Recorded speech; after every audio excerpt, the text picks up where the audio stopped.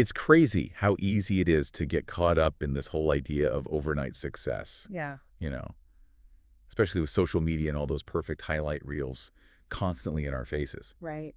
But the stuff you sent over for this deep dive kind of takes a different approach. Mhm. It suggests that maybe those messy mistakes, the ones we try so hard to avoid, Yeah. maybe they're actually the key to building something that lasts, real success. Interesting. So for this deep dive, I'm thinking, let's ditch that shortcut mentality and really explore this idea. Okay. How did some of the world's most successful entrepreneurs actually lean into their mistakes I love that. on their path to building empires? It is fascinating how we're drawn to those shortcut illusions, isn't it? It is. Like we're wired to seek that efficiency, to Yeah. maximize reward and minimize pain. Right. So it's only natural that we find those curated success stories so appealing. The ones that kind of gloss over the struggles. Right. Think about it, the rise of hustle culture and that pressure to achieve massive success. Yeah. In record time. It's everywhere. It all feeds into this idea that there's this quick and easy path to the top. Yeah, and those carefully crafted images we see on social media don't really help either, do they? Oh, absolutely not. It's all about the end result. Right. That perfectly polished image Yeah. with none of the sweat, the doubt, Mm-hmm. the setbacks that realistically happen along the way. Exactly. But here's the thing, business. Yeah, It's messy. it is. It's dynamic, and it's constantly evolving. Yeah. You sent over a fascinating source about Blockbuster. Yeah, They were once the dominant force in video rentals. totally.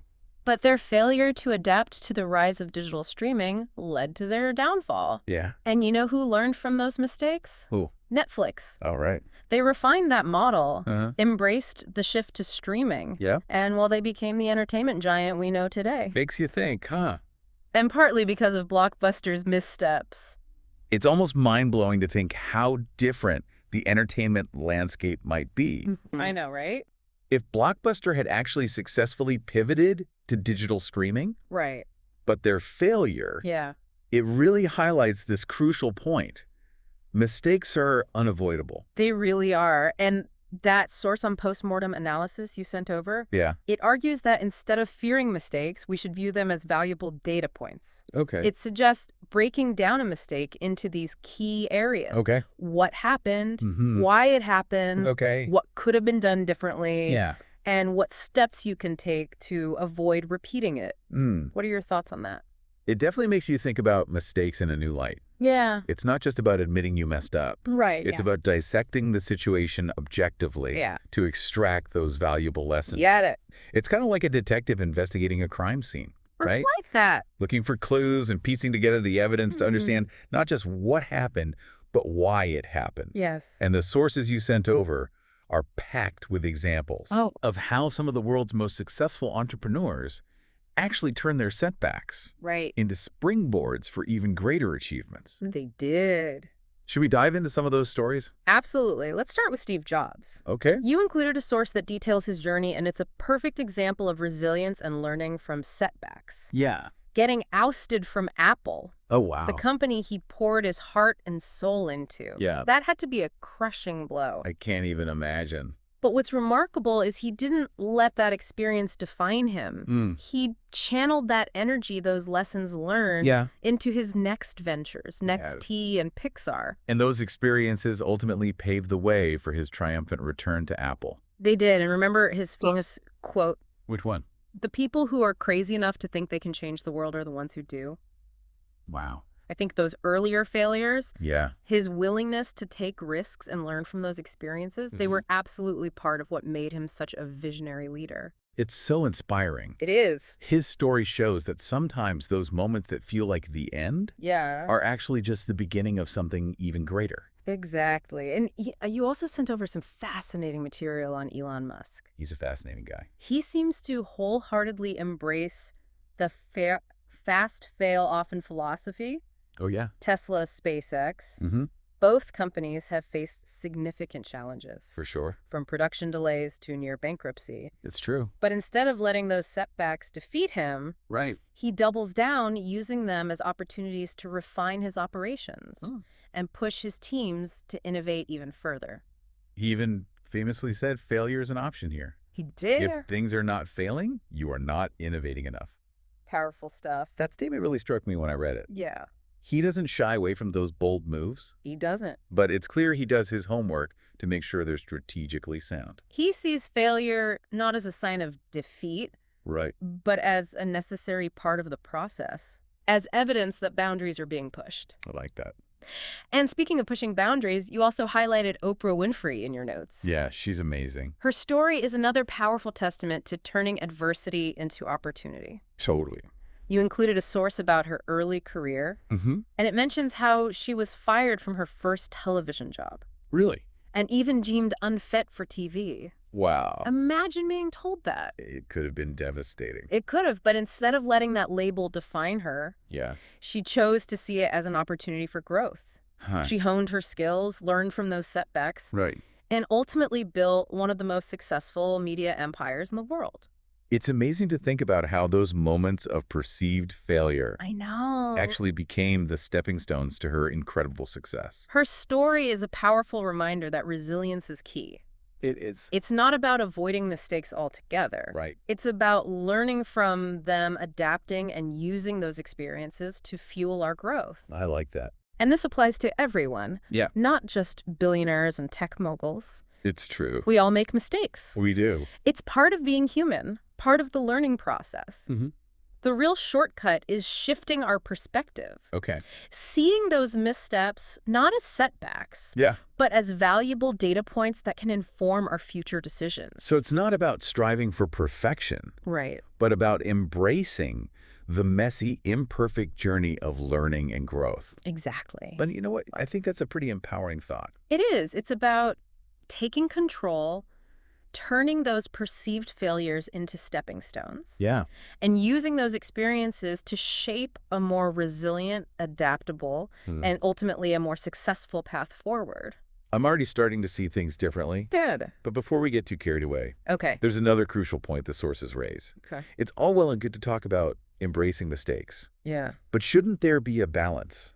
We can't just go around making reckless decisions and expecting everything to magically work out, Right. can we? You're absolutely right. Smart entrepreneurs. Yeah. They understand the difference between calculated risks and recklessness. Okay. They do their research, seek out mentorship, Yeah. build strong foundations, Okay. and mitigate risks wherever possible. Okay. It's not about throwing caution to the wind. Right. It's about informed decision-making. Right. Take Jeff Bezos, for example. Okay. Building Amazon into the powerhouse it is today involved taking some pretty significant risks. Oh, yeah. One of the sources you sent over highlights his early bet on cloud computing with Amazon Web Services. AWS? AWS. That was a gamble at the time. It was. A move that many questioned. Absolutely. I remember reading about that. Yeah? Cloud computing was a relatively unproven concept back then. Right. It was a bold move. It was, but it was a calculated risk, Right. one that he believed in. Yeah. And it ultimately paid off in a massive way. AWS is now one of Amazon's most profitable ventures. Wow. It's a prime example of balancing risk with careful planning and a deep understanding of the potential consequences. So it's not about playing it safe all the time, Right. but about being strategic and thoughtful about the risks you take. Exactly. And it's fascinating how this idea of embracing mistakes isn't just some abstract business principle. Right. It actually connects to fundamental concepts in psychology and neuroscience. Really? That's where it gets intriguing for me. Yeah. Tell me more. Well, research suggests that when we make mistakes, Okay. our brains actually go through a process of rewiring. Certain neural pathways strengthen, new connections form. Yeah. And this actually helps us learn and adapt more effectively in the future. So it's like those experiences, even the ones that feel like failures at the time, are literally reshaping our brains. Precisely. And this ties into the concept of growth mindset, Okay. which you mentioned you wanted to explore further. One of the sources you shared defines it beautifully, How so? believing that your abilities are not fixed, Right. but can be developed through effort learning and, yes, even making mistakes. It's a powerful idea. It is. Instead of seeing mistakes as a sign of weakness or inadequacy, Yeah? we can view them as opportunities to strengthen our mental muscles, so to speak. I love that. It's like we're building resilience, the ability to bounce back from setbacks, learn, and keep moving forward. Exactly. That resilience is a crucial ingredient for success in any field, not just business. True. Life throws curveballs, unexpected twists and turns. All the time. If we let every mistake derail us, we'd never get anywhere. Right. But if we develop that resilience, the ability to view mistakes as learning experiences, we're much better equipped to navigate those inevitable ups and downs. It's like building a mental immune system. I love that analogy. The more we expose ourselves to those mistake germs, the stronger our defenses become. So the question becomes, how do we cultivate this growth mindset? Right? This ability to embrace mistakes and turn them into fuel for success. Okay, let's get practical. Okay. Do the sources offer any specific tips or strategies? They do. One of the key takeaways is to shift our perspective on failure. Okay. Instead of seeing it as a negative endpoint, try to view it as a feedback mechanism, a valuable source of information. So approach it like a scientist conducting an experiment. They don't get discouraged if their initial hypothesis is wrong. Right.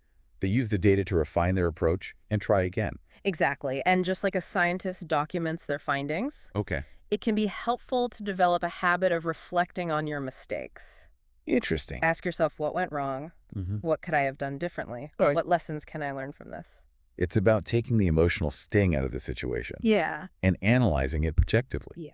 Almost like a detective investigating a case. I like that. You're piecing together clues to figure out what really happened. That's a great analogy. The more you practice this, the more natural it becomes. You develop a less emotionally charged, more analytical response to setbacks. Right. And that makes a huge difference in how we approach challenges both in business and in life. We're not just reacting emotionally. Right. We're responding strategically. Exactly. Did the sources mention any other practical tips? They do. Seeking out mentors or advisors who have experience in your field can be incredibly valuable. That's a good idea. They've likely made their share of mistakes. And can offer guidance based on those experiences. That's a great point. Sometimes we're too close to the situation to see our own blind spots. Having an outside perspective could be so helpful. Absolutely. And surrounding yourself with a supportive network of peers who are on a similar journey can make a world of difference. It's like having a team of cheerleaders who can relate to the struggles and offer encouragement when things get tough. Exactly. And, one source also highlighted the importance of self-care. When we're constantly pushing ourselves, striving for success, it's easy to neglect our own well-being. Well, burnout is definitely real. It is. And it can sabotage even the best efforts. It can. What did the source suggest for combating that? Prioritizing sleep, exercise, healthy eating, and activities that bring us joy. I like it. When we take care of ourselves physically and mentally, we're much better equipped to handle challenges and setbacks. It's like that saying, you can't pour from an empty cup. Right. You have to replenish your energy reserves if you want to give your best. Couldn't agree more. Those sources also touch on a really interesting point. What's that? Embracing mistakes can foster innovation. It's a bit counterintuitive, wouldn't you say? It is. We often think of innovation as this brilliant stroke of genius. Right. That eureka moment. But you're saying mistakes can actually play a role in that creative process. Think about it when we're afraid to make mistakes. Yeah. We play it safe, sticking to the familiar. But that can stifle creativity and prevent us from exploring new possibilities. So fear of failure can actually box us in, limit our potential. It can. But when we embrace the possibility of making mistakes, we're more likely to experiment and try new things. Exactly. And those experiments, even the ones that don't initially succeed, can lead to unexpected breakthroughs, insights we wouldn't have gained otherwise. Interesting. It's like those happy accidents in scientific discoveries. Oh, right. A researcher makes a mistake in the lab. And it leads to a completely unforeseen but valuable finding. So you're saying that mistakes are bad is more of a misconception? It's about reframing our thinking. Okay. Companies like Google and Amazon, known for their innovation, Right. encourage experimentation and create a culture where failure is seen as a learning opportunity, not a mark of shame. That makes sense. It allows them to constantly push boundaries. And come up with new products and services that disrupt entire industries. They do. It's not just about individual resilience. Right. It's about building that resilience into the company culture. It is, and it's something that leaders at all levels can foster, whether it's a Fortune 500 company or a small startup. So how do you create this type of environment where people feel safe to experiment and make mistakes? It starts with leading by example. Right. When leaders are open about their own mistakes, it creates a sense of psychological safety for others to do the same. Right. It's hard to admit your mistakes if you feel like your leaders are trying to project an image of perfection. It is. So vulnerability at the top is essential. Absolutely. It's also about celebrating effort and learning not just outcomes. If people are only rewarded for successes, they're less likely to take risks that might lead to failure, even if those risks could lead to breakthroughs. It's about shifting the focus from, did you succeed, to what did you learn? I like that. That's a great takeaway for anyone in a leadership position. It is. Yeah. What else did the sources highlight? Creating systems that encourage experimentation and learning. This could involve setting aside time for brainstorming, dedicated budgets for risky projects, or even establishing failure awards. The failure awards. Yeah, to recognize those who learned from their mistakes. That's interesting. It flips the script on how we view failure, doesn't it? It does. It reframes it as a necessary part of the innovation process. Yeah. Something to be embraced and learned from, not feared or punished.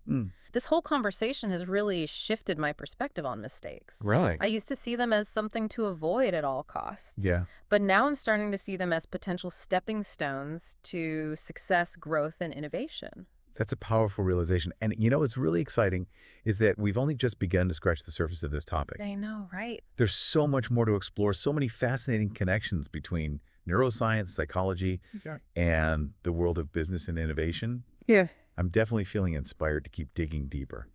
This whole conversation has been eye-opening. But before we wrap things up, I have one last question for you. Okay.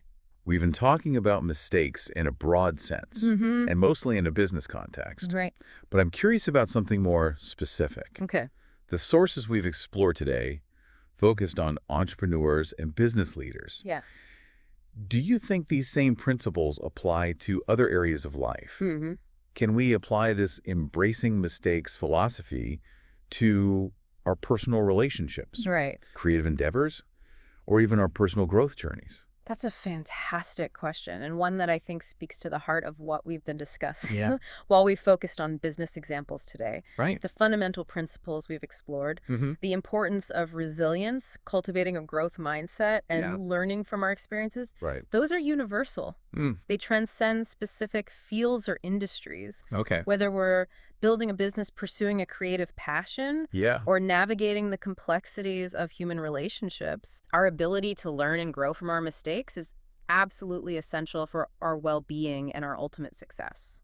So it's not just about becoming a better entrepreneur, but a more resilient, adaptable, and ultimately a more fulfilled human being. Beautifully said. And you know what's particularly exciting is that this is really just the beginning. It is. There's so much more to discover in this realm, so many fascinating connections between neuroscience, psychology, and how we approach challenges and opportunities in every aspect of our lives. It's a reminder that learning is a lifelong journey, and mistakes are an integral part of that journey. They are. This has been an incredibly insightful deep dive. It has. Thank you for sharing your expertise and helping us unpack all these fascinating ideas. My pleasure. I feel like I have a whole new framework for approaching challenges in my work and my life. Good. I'm glad to hear that. Those are words to live by. And to our listener, we'd love to hear from you. We would. What mistakes have you made that have ultimately led to positive outcomes in your life? Share your stories with us. We'll be back next week with another deep dive into a new world of ideas that matter. Sounds good.